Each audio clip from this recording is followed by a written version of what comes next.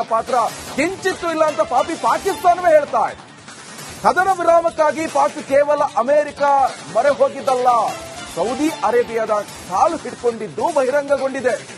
ಯುದ್ಧ ನಿಲ್ಲಿಸಲು ಮುಂದಾಗಿರುವಂತಹ Saudi Arabia ಭಾರತದ ವಿದೇಶಾಂಗ ಸಚಿವ ಜೈಶಂಕರ್ ಜೊತೆ ಮಾತನಾಡಿದ್ರ. ಪಾಕಿಸ್ತಾನಕ್ಕೆ ಸೌದಿ ಯುವರಾಜ ಫೈಸಲ್ ಬಿನ್ ಸಲ್ಮಾನ್ ಕೇಳಿದ್ರು, ಪಾಕ್ ದಾಳಿ ನಿಲ್ಲಿಸುವುದಕ್ಕೆ ಸಿದ್ಧವಾಗಿದೆ ಅಂತ ಹೇಳ. ಫೈಸಲ್ ಬಿನ್ ಸಲ್ಮಾನ್ ಪಾಕಿಸ್ತಾನವನ್ನ ಹೀಗೆ ಕೇಳಿದ್ರು. ಪಾಕಿಸ್ತಾನದ ಉಪ ಪ್ರಧಾನಿ ಇಶಾಕ್ದರ್ ಹೇಳಿಕೆ ಇದು. ಕದನ ವಿರಾಮಕ್ಕಾಗಿ ಪಾಕ್ ಕೇವಲ ಅಮೆರಿಕದ ಮೊರೆ ಹೋಗಲಿಲ್ಲ, ಪಾಕಿಸ್ತಾನ ಸೌದಿ ಅರೇಬಿಯಾದ ಮೊರೆಯೂ ಕೂಡ ಹೋಗಿತ್ತು ಅನ್ನೋದು ಪಾಕಿಸ್ತಾನದ ಉಪ ಪ್ರಧಾನಿಯ ಮಾತಿನಿಂದ ಈಗ ಬಹಿರಂಗಗೊಂಡಿದೆ. ಇದನ್ನ ಖುದ್ದು ಪಾಕಿಸ್ತಾನವೇ ಒಪ್ಕೊಂಡಿದೆ. ಪಾಕಿಸ್ತಾನದ ಉಪ ಪ್ರಧಾನಿಯೇ ಒಪ್ಕೊಂಡಿದ್ದಾನೆ.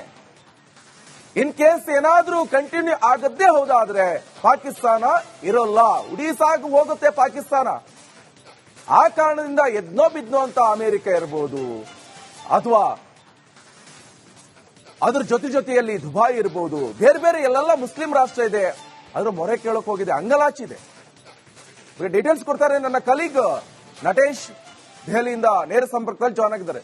ನಟೇಶ್, ಸಾಕಷ್ಟು ಚರ್ಚೆಗೆ ಕಾರಣ ಆಗ್ತಾ ಇರುವಂತ ವಿಚಾರ ಅಂದ್ರೆ ಅಮೆರಿಕ ಮಧ್ಯ ಪ್ರವೇಶ ಮಾಡ್ತು, ಸೀಸ್ ಫೈರ್ ವಿಚಾರಕ್ಕೆ ಸಂಬಂಧಪಟ್ಟಂತೆ ಅಂತ ಅಮೆರಿಕ ಸ್ಪಷ್ಟನೆ ಕೂಡ ಕೊಟ್ಬಿಟ್ಟಿತ್ತು.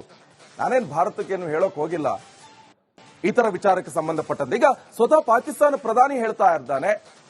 ಸೊ ಪಾಕಿಸ್ತಾನ ಪ್ರಧಾನಿ ಹೇಳ್ತಾ ಇರುವಂತದ್ದು ಅಂದ್ರೆ ಉಪ ಪ್ರಧಾನಿ, ನಾವು ಕೇವಲ ಅಮೆರಿಕ ಮಾತ್ರ ಅಲ್ಲ, ಸೊ ಇದರಲ್ಲಿ ಸಾಕಷ್ಟು ಚರ್ಚೆ ಆಗ್ತಾ ಇರುವಂತದ್ದು ಬೇರೆ ಬೇರೆ ಮುಸ್ಲಿಂ ಕಂಟ್ರಿಗಳು ಕೂಡ ಮೊರೆ ಹೋಗಿದ್ದಾರೆ, ಅದರಲ್ಲೂ ಕೂಡ ಸೌದಿ ಅರೇಬಿಯಾ ಇವರ ಮೊರೆ ಕೂಡ ಹೋಗಿದ್ವಿ. ಸೊ ಎಷ್ಟು ಮಟ್ಟಿಗೆ ಇಲ್ಲಿ ಚರ್ಚೆ ಆಗ್ತಾ ಇರುವಂತದ್ದು, ಭಾರತ ಯಾಕೆ ಯುದ್ಧ ವಿರಾಮ ಘೋಷಣೆ ಮಾಡೋಕೆ ಒಪ್ಕೊಳ್ತು, ಯಾಕಷ್ಟು ಅವಶ್ಯಕತೆ ಇದೆ, ಪಾಕಿಸ್ತಾನವನ್ನು ಕಂಪ್ಲೀಟ್ ಉಡೀಸ್ ಮಾಡುವಂತ ತಾಕತ್ ನಮ್ಮಲ್ಲಿ ಇದೆ ಅಂತ. ಇದರಲ್ಲಿ ಸಾಕಷ್ಟು ಚರ್ಚೆ ಆಗ್ತಾ ಇರುವಂತಹ ವಿಚಾರದ ಬಗ್ಗೆ ಈಗ ನನ್ನ ಕಲೀಗ್ ನಟೇಶ್ ಇದ್ರ ಬಗ್ಗೆ ಡೀಟೇಲ್ಸ್ ಕೊಡ್ತಾರೆ. Natesh, what to you?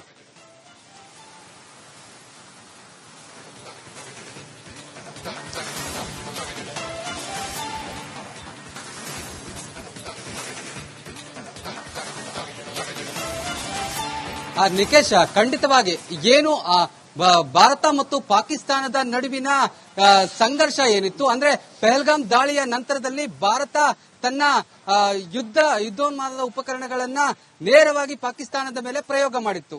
ಆ ಸಂದರ್ಭದಲ್ಲಿ ಭಾರತ ಮತ್ತು ಪಾಕಿಸ್ತಾನದ ನಡುವಿನ ಸಂಘರ್ಷದ ಸಂದರ್ಭದಲ್ಲಿ ಅಮೆರಿಕ ಒಂದು ಸ್ಟೇಟ್ಮೆಂಟ್ ಅನ್ನ ಕೊಡುತ್ತೆ. ಕದನ ವಿರಾಮವನ್ನ ಘೋಷಣೆ ಮಾಡಿದ್ದು ನನ್ನಿಂದಾಗಿ ಎನ್ನುವಂಥದ್ದು, ಅಂದ್ರೆ ಭಾರತ ಮತ್ತು ಪಾಕಿಸ್ತಾನದ ಯುದ್ಧವನ್ನ ತಡೆದಿದ್ದು ನಾನೇ ಎನ್ನುವಂತಹ ವಿಚಾರವನ್ನ ಬಡಾಯಿಯನ್ನ ಕೂಡ ಕೊಚ್ಚಿಕೊಂಡಿರುತ್ತೆ ಅಮೆರಿಕ. ಆದ್ರೆ ಈಗ ಪಾಕಿಸ್ತಾನದ ಉಪ ಪ್ರಧಾನಿ ಹೇಳಿಕೆ ಕೊಟ್ಟಿರುವಂತದ್ದನ್ನ ನೋಡಿದ್ರೆ ನೇರವಾಗಿ ಪಾಕಿಸ್ತಾನದ ವಿರುದ್ಧ ಹೇಳಿಕೆಯನ್ನ ಕೊಟ್ಟಿದ್ದಾರೆ. ಇಲ್ಲಿ ಭಾರತ ಮತ್ತು ಪಾಕಿಸ್ತಾನದ ಏನು ಸಂಘರ್ಷ ಏನಿತ್ತು ಆ ಸಂಘರ್ಷ ನಿಲ್ಲೋದಕ್ಕೆ ಪ್ರಮುಖ ಕಾರಣ ಸೌದಿ ಅರೇಬಿಯಾ ಅನ್ನುವಂಥದ್ದು. ಯಾಕಂದ್ರೆ ಭಾರತವನ್ನ ನೇರವಾಗಿ ಸಂಪರ್ಕ ಮಾಡಲಿ ಆಗದಂತಹ ಸಂದರ್ಭದಲ್ಲಿ ಪಾಕಿಸ್ತಾನ ಇರಬಹುದು, ಹಾಗೇನೆ ಹಲವು ರಾಷ್ಟ್ರಗಳನ್ನ ಪಾಕಿಸ್ತಾನ ನೇರವಾಗಿ ಸೌದಿ ಅರೇಬಿಯಾ ಸೇರಿದಂತೆ ಮುಸ್ಲಿಂ ಅರೇಬಿಯನ್ ಕಂಟ್ರೀಸ್ ಏನಿದೆ ಆ ಎಲ್ಲಾ ಕಂಟ್ರೀಸ್ ಅನ್ನ ಸಂಪರ್ಕ ಮಾಡುವಂತಹ ಕೆಲಸವನ್ನ ಪಾಕಿಸ್ತಾನ ಮಾಡಿತ್ತು. ಅಂದ್ರೆ ಭಾರತದ ಏನು ಫೀಡ್ಬ್ಯಾಕ್ ಏನಿತ್ತು ಅದನ್ನ ತಡೆದುಕೊಳ್ಳುವಂತಹ ಶಕ್ತಿ ಪಾಕಿಸ್ತಾನಕ್ಕೆ ಇರಲಿಲ್ಲ. ಇನ್ನು ಕೆಲವೇ ದಿನಗಳಷ್ಟೇ ಏನು ಬಿಟ್ಟಿದ್ದಂತಹ ಸಂದರ್ಭದಲ್ಲಿ ಭಾರತ ನೇರವಾಗಿ ಪಾಕಿಸ್ತಾನವನ್ನ ಹೊಡೆದುರುಳಿಸುವಂತಹ ಕೆಲಸವನ್ನ ಮಾಡಿತ್ತು. ಯಾಕಂದ್ರೆ ನಾಗರಿಕರ ಮೇಲೆ, ಭಾರತದ ನಾಗರಿಕರ ಮೇಲೆ ನೇರವಾಗಿ ಅಲ್ಲಿನ ಸೇನೆ ಕೂಡ ದಾಳಿಯನ್ನ ಮಾಡಿತ್ತು, ಜೊತೆಗೆ ಭಯೋತ್ಪಾದಕರು ಕೂಡ ದಾಳಿ ಮಾಡಿದ್ರು. ಭಯೋತ್ಪಾದಕರಿಗೆ ನೇರವಾಗಿ ಏನು ಸಹಾಯ ಮಾಡುವಂತ ಕೆಲಸವನ್ನ ಪಾಕಿಸ್ತಾನ ಮಾಡಿತ್ತು. ಇದಕ್ಕೆ ತದ್ವಿರುದ್ಧವಾಗಿ ಏನು ಪ್ರತಿ ದಾಳಿ ಎಂಬಂತೆ ಭಾರತ ಮಾಡಿದಂತಹ ದಾಳಿಯ ಸಂದರ್ಭದಲ್ಲಿ ನೇರವಾಗಿ ಸೌದಿ ಅರೇಬಿಯಾ ಇರಬಹುದು, ಅರೇಬಿಯನ್ ಕಂಟ್ರೀಸ್ ಗಳೇನಿದೆ, ಯಮನ್ ಇರಬಹುದು, ಹೀಗೆ ಹಲವು ಕಂಟ್ರೀಸ್ ಗಳನ್ನ ಭೇಟಿ ಮಾಡಿ ಅವರ ಮೂಲಕ ಭಾರತದ ಏನು ದಾಳಿಯನ್ನ ನಿಲ್ಲಿಸೋದಕ್ಕೆ ಪ್ರಯತ್ನವನ್ನ ಪಾಕಿಸ್ತಾನ ಮಾಡಿತ್ತು. ಆದ್ರೆ ಏನು ಅಮೆರಿಕ ಏನಿತ್ತು, ಅಮೆರಿಕ ಟ್ರಂಪ್ ಏನಿದ್ರು ಅವರು ಕೂಡ ಏನು ಈ ಒಂದು ಯುದ್ಧ ನಿಲ್ಲೋದಕ್ಕೆ ನಾನೇ ಪ್ರಮುಖ ಕಾರಣ, ಇಲ್ಲಿ ನಾನೇ ಮೇಜರ್ ಎನ್ನುವಂತಹ ಬಡಾಯಿಯನ್ನ ಕೂಡ ಕೊಚ್ಚಿಕೊಂಡಿದ್ರು. ಆದ್ರೆ ಇದೀಗ ಅದೆಲ್ಲವೂ ಸುಳ್ಳು ಅನ್ನುವಂಥದ್ದನ್ನ ಸ್ವತಃ ಪಾಕಿಸ್ತಾನದ ಉಪ ಪ್ರಧಾನಿ ಕೊಟ್ಟಂತ ಹೇಳಿಕೆ ಏನಿದೆ ಈ ಹೇಳಿಕೆಯಿಂದ ಸ್ಪಷ್ಟ ಆಗ್ತಾ ಇದೆ. ಇನ್ನು ವಿಶ್ವದಾದ್ಯಂತ ಈ ಒಂದು ವಿಚಾರ ಬಹಳಷ್ಟು ದೊಡ್ಡ ಮಟ್ಟದಲ್ಲಿ ಚರ್ಚೆ ಆಗ್ತಾ ಇದೆ. ಯಾಕಂದ್ರೆ ಟ್ರಂಪ್ ಎಲ್ಲಾ ವಿಚಾರದಲ್ಲೂ ಕೂಡ ಮಧ್ಯಸ್ಥಿಕೆ ವಹಿಸುವಂತಹ ಕೆಲಸವನ್ನ ಮಾಡುವ ಮೂಲಕ ಅಮೆರಿಕಾನೇ ಮೇಲು ನಾನೇ ಮೇಲು ಎನ್ನುವಂತಹ ನಿರ್ಧಾರವನ್ನ ಇಡೀ ಜಗತ್ತಿಗೆ ತೋರಿಸುವಂತಹ ಕೆಲಸವನ್ನ ಮಾಡಿದ್ರು. ಆದ್ರೆ ಇಡೀ ಜಗತ್ತಿಗೆ ಈಗ ಪಾಕಿಸ್ತಾನ ಮತ್ತು ಭಾರತದ ನಡುವೆ ನಡೆದಂತಹ ಸಂಘರ್ಷದಲ್ಲಿ ಇವರ ಇಂಟರ್ಫಿಯರೆನ್ಸ್ ಇಲ್ಲ ಎನ್ನುವಂತದ್ದು ಕೂಡ ಈಗ ಜಗಜ್ಜಾಹೀರಾತು. ನಟೇಶ್, ನಿಮ್ಮಲ್ಲ ಮಾಹಿತಿಗೆ ಪಾತ್ರ ಕಿಂಚಿತ್ತು ಇಲ್ಲ ಅಂತ ಪಾಪಿ ಪಾಕಿಸ್ತಾನವೇ ಹೇಳ್ತಾ ಇದೆ.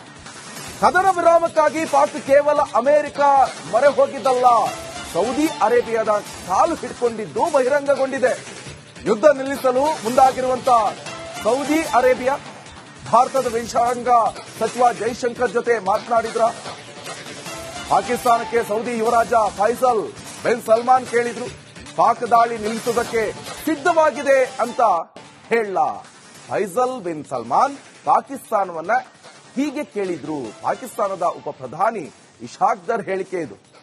ಕದನ ವಿರಾಮಕ್ಕಾಗಿ ಪಾಕ್ ಕೇವಲ ಅಮೆರಿಕದ ಮೊರೆ ಹೋಗಲಿಲ್ಲ, ಪಾಕಿಸ್ತಾನ ಸೌದಿ ಅರೇಬಿಯಾದ ಮೊರೆಯೂ ಕೂಡ ಹೋಗಿತ್ತು ಅನ್ನೋದು ಪಾಕಿಸ್ತಾನದ ಉಪ ಪ್ರಧಾನಿಯ ಮಾತಿನಿಂದ ಈಗ ಬಹಿರಂಗಗೊಂಡಿದೆ.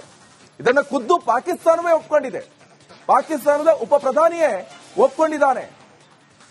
ಇನ್ ಕೇಸ್ ಏನಾದ್ರೂ ಕಂಟಿನ್ಯೂ ಆಗದ್ದೇ ಹೌದಾದ್ರೆ ಪಾಕಿಸ್ತಾನ ಇರೋಲ್ಲ, ಉಡೀಸಾಗಿ ಹೋಗುತ್ತೆ ಪಾಕಿಸ್ತಾನ. ಆ ಕಾರಣದಿಂದ ಎದ್ನೋ ಬಿದ್ನೋ ಅಂತ ಅಮೆರಿಕ ಇರಬಹುದು, ಅಥವಾ ಅದ್ರ ಜೊತೆಯಲ್ಲಿ ದುಬೈ ಇರಬಹುದು, ಬೇರೆ ಬೇರೆ ಎಲ್ಲೆಲ್ಲ ಮುಸ್ಲಿಂ ರಾಷ್ಟ್ರ ಇದೆ, ಅದ್ರ ಮೊರೆ ಕೇಳಕ್ ಹೋಗಿದೆ, ಅಂಗಲಾಚಿದೆ. ಡೀಟೇಲ್ಸ್ ಕೊಡ್ತಾರೆ ನನ್ನ ಕಲೀಗ್ ನಟೇಶ್, ದೆಹಲಿಯಿಂದ ನೇರ ಸಂಪರ್ಕದಲ್ಲಿ ಜಾಯ್ನ್ ಆಗಿದ್ದಾರೆ. ನಟೇಶ್, ಸಾಕಷ್ಟು ಚರ್ಚೆಗೆ ಕಾರಣ ಆಗ್ತಾ ಇರುವಂತ ವಿಚಾರ ಅಂದ್ರೆ ಅಮೆರಿಕ ಮಧ್ಯ ಪ್ರವೇಶ ಮಾಡ್ತು, ಸೀಸ್ ಫೈರ್ ವಿಚಾರಕ್ಕೆ ಸಂಬಂಧಪಟ್ಟಂತೆ ಅಂತ ಅಮೆರಿಕ ಸ್ಪಷ್ಟನೆ ಕೂಡ ಕೊಟ್ಬಿಟ್ಟಿತ್ತು. ನಾನೇನು ಭಾರತಕ್ಕೇನು ಹೇಳೋಕ್ ಹೋಗಿಲ್ಲ ಈ ತರ ವಿಚಾರಕ್ಕೆ ಸಂಬಂಧಪಟ್ಟಂತೆ. ಈಗ ಸ್ವತಃ ಪಾಕಿಸ್ತಾನ ಪ್ರಧಾನಿ ಹೇಳ್ತಾ ಇದ್ದಾನೆ.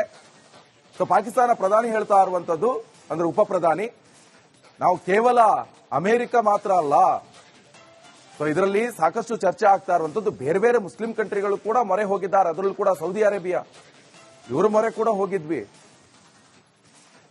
ಸೊ ಎಷ್ಟು ಮಟ್ಟಿಗೆ ಇಲ್ಲಿ ಚರ್ಚೆ ಆಗ್ತಾ ಇರುವಂತದ್ದು, ಭಾರತ ಯಾಕೆ ಯುದ್ಧ ವಿರಾಮ ಘೋಷಣೆ ಮಾಡೋಕೆ ಒಪ್ಕೊಳ್ತು, ಯಾಕಷ್ಟು ಅವಶ್ಯಕತೆ ಇದೆ, ಪಾಕಿಸ್ತಾನವನ್ನು ಕಂಪ್ಲೀಟ್ ಉಡೀಸ್ ಮಾಡುವಂತ ತಾಕತ್ ನಮ್ಮಲ್ಲಿ ಇದೆ ಅಂತ.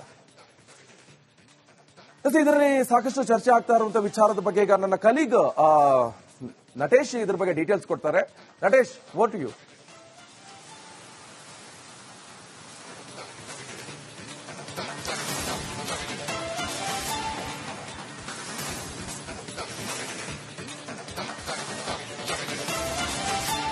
ನಿಕೇಶ್, ಖಂಡಿತವಾಗಿ ಏನು ಭಾರತ ಮತ್ತು ಪಾಕಿಸ್ತಾನದ ನಡುವಿನ ಸಂಘರ್ಷ ಏನಿತ್ತು ಅಂದ್ರೆ ಪಹಲ್ಗಾಮ್ ದಾಳಿಯ ನಂತರದಲ್ಲಿ ಭಾರತ ತನ್ನ ಯುದ್ಧೋನ್ಮಾದದ ಉಪಕರಣಗಳನ್ನ ನೇರವಾಗಿ ಪಾಕಿಸ್ತಾನದ ಮೇಲೆ ಪ್ರಯೋಗ ಮಾಡಿತ್ತು. ಆ ಸಂದರ್ಭದಲ್ಲಿ ಭಾರತ ಮತ್ತು ಪಾಕಿಸ್ತಾನದ ನಡುವಿನ ಸಂಘರ್ಷದ ಸಂದರ್ಭದಲ್ಲಿ ಅಮೆರಿಕ ಒಂದು ಸ್ಟೇಟ್ಮೆಂಟ್ ಅನ್ನ ಕೊಡುತ್ತೆ.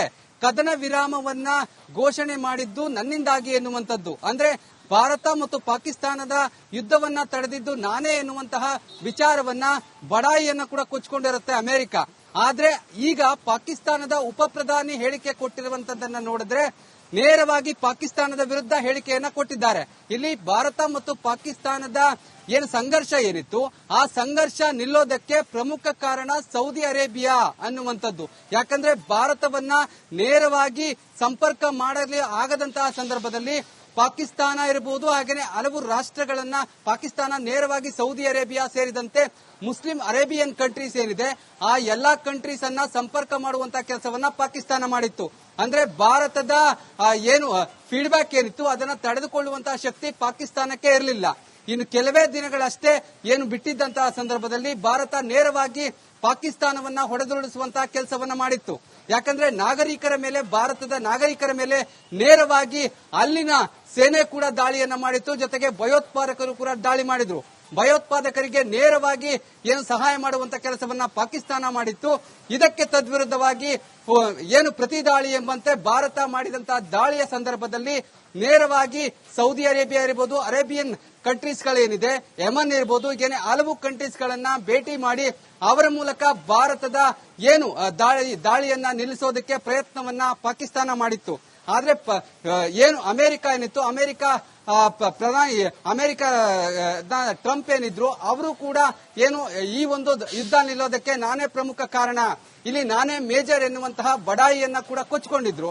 ಆದ್ರೆ ಇದೀಗ ಅದೆಲ್ಲವೂ ಸುಳ್ಳು ಅನ್ನುವಂಥದ್ದನ್ನ ಸ್ವತಃ ಪಾಕಿಸ್ತಾನದ ಉಪ ಪ್ರಧಾನಿ ಕೊಟ್ಟಂತ ಹೇಳಿಕೆ ಏರಿದೆ. ಈ ಹೇಳಿಕೆಯಿಂದ ಸ್ಪಷ್ಟ ಆಗ್ತಾ ಇದೆ. ಇನ್ನು ವಿಶ್ವದಾದ್ಯಂತ ಈ ಒಂದು ವಿಚಾರ ಬಹಳಷ್ಟು ದೊಡ್ಡ ಮಟ್ಟದಲ್ಲಿ ಚರ್ಚೆ ಆಗ್ತಾ ಇದೆ. ಯಾಕಂದ್ರೆ ಟ್ರಂಪ್ ಎಲ್ಲಾ ವಿಚಾರದಲ್ಲೂ ಕೂಡ ಮಧ್ಯಸ್ಥಿಕೆ ವಹಿಸುವಂತಹ ಕೆಲಸವನ್ನ ಮಾಡುವ ಮೂಲಕ ಅಮೆರಿಕಾನೇ ಮೇಲು ನಾನೇ ಮೇಲು ಎನ್ನುವಂತಹ ನಿರ್ಧಾರವನ್ನ ಇಡೀ ಜಗತ್ತಿಗೆ ತೋರಿಸುವಂತಹ ಕೆಲಸವನ್ನ ಮಾಡಿದ್ರು. ಆದ್ರೆ ಇಡೀ ಜಗತ್ತಿಗೆ ಈಗ ಪಾಕಿಸ್ತಾನ ಮತ್ತು ಭಾರತದ ನಡುವೆ ನಡೆದಂತಹ ಸಂಘರ್ಷದಲ್ಲಿ ಇವರ ಇಂಟರ್ಫಿಯರೆನ್ಸ್ ಇಲ್ಲ ಎನ್ನುವಂತದ್ದು ಕೂಡ ಈಗ ಜಗಜ್ಜಾಹೀರಾತಾಗಿದೆ. ನಟೇಶ್, ನಿಮ್ಮಲ್ಲ ಮಾಹಿತಿಗೆ